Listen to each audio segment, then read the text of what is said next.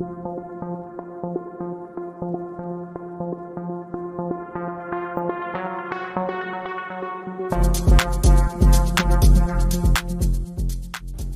j'ai plein d'amis qui ne sont pas sereins à l'idée de se lancer en implantologie. À ton avis, si on devait leur donner 5 conseils, par quoi on commencerait? Alors évidemment, il faut commencer par se former, avoir des bases théoriques, solides, pratiques et faciles à assimiler. Mais il faut aussi travailler sur des modèles pédagogiques, avoir la sensation donc du forage et de la mise en place de l'implant. Mais aussi travailler sur des mâchoires animales et manipuler les tissus mous qui sont très proches de ceux de nos patients. Je pense aussi que c'est très important d'avoir un mentor qui nous aide, qui nous inspire, qui nous accompagne dans la réalisation de certaines interventions et qui nous offre de nouvelles perspectives. Oui, tout à fait. Le compagnonnage et le coaching sont essentiels. Regardez ce qui se passe dans les hôpitaux.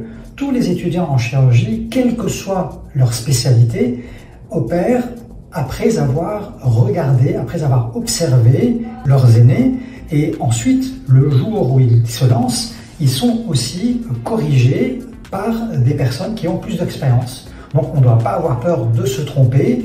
Les mentors sont là pour corriger le tir et pour profiter de leur expérience. C'est bien aussi d'avoir des amis du même domaine avec qui on peut partager nos connaissances, nos expériences, les difficultés du quotidien et les défis auxquels nous sommes confrontés. Ça peut nous soulager de beaucoup de stress. Je dirais même plus. Il est essentiel d'avoir 3 choses importantes pour réussir sa chirurgie. Et ces 3 choses sont aussi importantes les unes que les autres. La première, c'est le chirurgien. La seconde, c'est l'aide ou les aides à travers l'assistante ou les assistantes que nous avons, qu'il faut former spécifiquement à la chirurgie implantaire, ou bien les amis que l'on peut avoir, comme en parlait tout à l'heure Zainab. Et enfin, la troisième chose, c'est le matériel, l'investissement dans le matériel que nous devons faire. Il est essentiel que pendant une intervention, nous ne manquons de rien.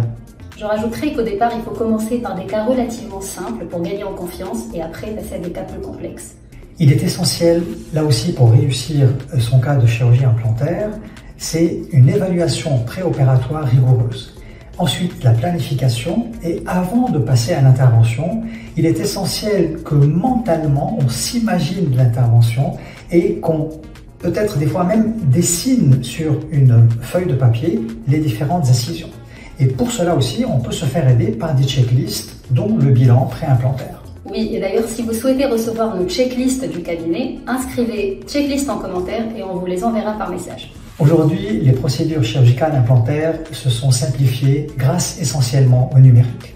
Profitons de ces technologies pour poser tous nos implants en chirurgie guidée, pour avoir plus de prévisibilité, mais aussi pour gagner en sérénité. Ceci ne veut pas dire qu'il ne faut pas apprendre à poser les implants à main levée. Bonne chance, à bientôt!